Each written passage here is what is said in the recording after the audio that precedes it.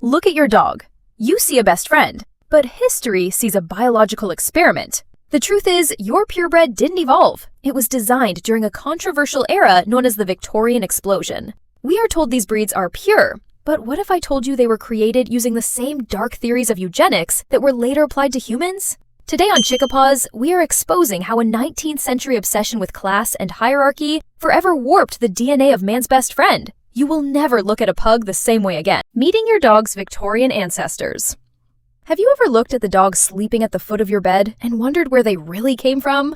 It turns out the history of your furry best friend isn't as ancient as you might think. In fact, most of what we recognize as specific dog breeds today was invented surprisingly recently. I remember when I first realized this. It completely changed how I looked at my own pet. It wasn't natural evolution that designed them. It was us. We tend to think of breeds like the golden retriever or the pug as timeless. But historians and geneticists alike point to a specific, pivotal moment in history, the Victorian era.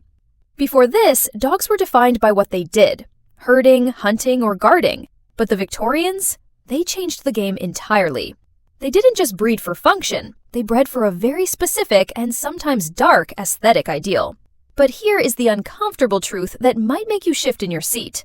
The sudden desire to categorize and standardize dogs wasn't just a quirky hobby. It was a mirror of the society that created it. The Victorians were obsessed with order, hierarchy, and betterment.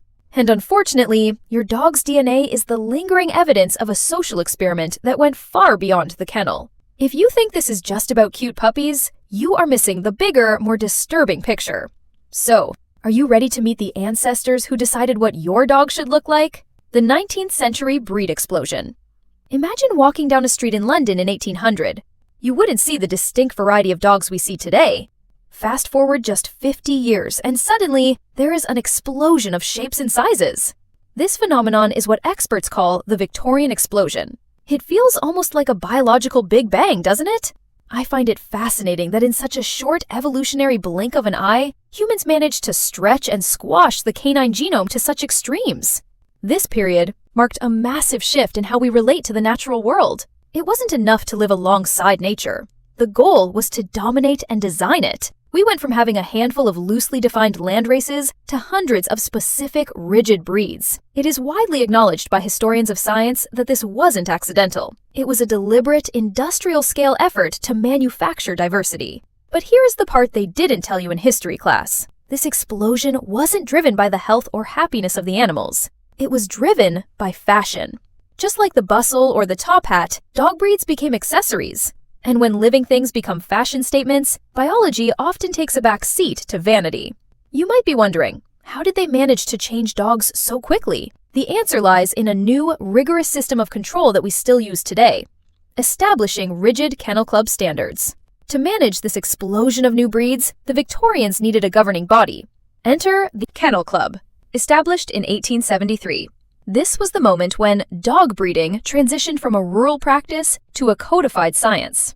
I always say that if you want to understand a culture, look at their rules. The Kennel Club standards were incredibly precise, dictating everything from the angle of a tail to the exact shade of a coat. It gave birth to the concept of the purebred. Suddenly, a dog wasn't just a dog, it was a status symbol with papers to prove it. This system created a closed loop of genetics that we are still living with. While it created consistency, it also created a dangerous precedent. When you demand uniformity from a living creature, you have to discard the outliers. This brings us to a mild threat to the integrity of these animals. To achieve these rigid standards, breeders had to make tough, often cruel choices. If a puppy didn't fit the mold, it wasn't just excluded, it was often culled. It's a harsh reality to accept, but the perfection we admire in show ring today was built on a foundation of ruthlessness. But wait, because the motivation behind these standards gets even more controversial. The obsession with pure bloodlines. Purity. That was the buzzword of the day. The Victorians were obsessed with the idea of pure bloodlines, not just in their aristocracy, but in their animals. It's a concept that sounds romantic until you peel back the layers. Personally, I find the fixation on blue blood both intriguing and slightly disturbing. It implies that mixing is somehow degrading, a sentiment that echoed the class anxieties of the time. By closing the stud books, meaning no new blood could enter a breed, breeders effectively locked these dogs into shrinking gene pools. Geneticists today will tell you that this is the recipe for inherited diseases. Yet, at the time, a pedigree was the ultimate seal of approval. It was a guarantee of quality, or so they thought. Here is the kicker. This obsession with purity in dogs was practically a rehearsal for something much darker in human history. The desire to control lineage and prevent contamination didn't stop at the kennel door. You might think your dog's pedigree is a badge of honor, but it's actually a relic of a time when blood determined worth. And this leads us to the most shocking connection of all: applying eugenics to man's best friend. This is the part that might make you look at history differently. The principles used to breed these dogs were the very same principles of eugenics. In fact, the Victorian explosion of dog breeds ran parallel to the rise of eugenics as a social philosophy. It wasn't just about creating better pointers or retrievers. It was about proving that you could engineer a better living being through selective breeding. I have always believed that how we treat animals reflects how we treat each other. In this case, the connection is literal.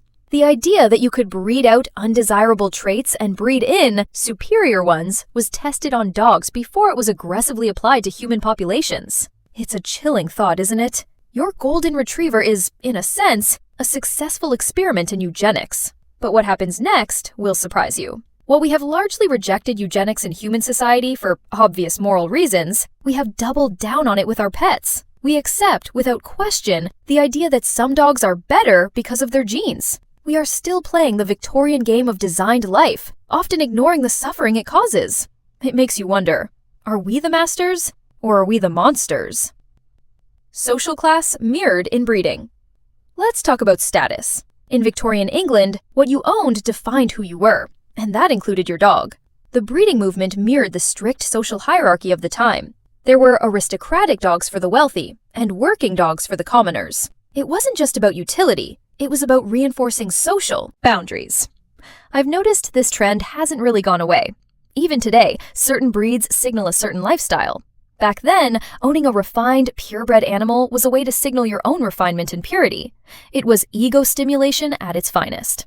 My dog is pure, therefore I am part of the elite.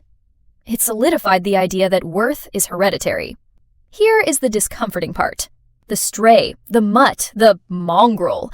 These were looked down upon, much like the lower classes were by the elite. The language used to describe mixed-breed dogs was often the same language used to describe the poor. It was a way of naturalizing inequality. If nature, or the breeder, intended for some to be on top, then who are we to argue? But this arrogance came with a heavy price tag. The controversy of designed life. So, where does that leave us today?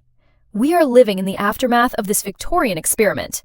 The Victorian Explosion gave us the diversity we love, but it also gave us the controversy of designed life. We have breeds that can't breathe, breeds that can't give birth naturally, and breeds with brains too big for their skulls. It is a tragedy of design. We sought aesthetic perfection and ignored biological reality. I think it's time we asked ourselves a hard question. Is it fair to continue a 19th century experiment in the 21st century? The science is clear. Diversity is health. Yet we cling to the old Victorian definitions of purity. This is the part they didn't tell you when you bought that puppy. You are holding the result of a philosophy that reshaped the world. But now that you know the truth about eugenics in dogs, the power is in your hands. We can appreciate the history without repeating its mistakes. Perhaps the next chapter of dog history shouldn't be about purity, but about health. After all, isn't that what a best friend deserves? The Victorian Explosion changed dogs forever. But are we still making the same mistakes today? If this deep dive into eugenics in dogs opened your eyes, smash that like button and subscribe to ChickaPaws for more unfiltered history.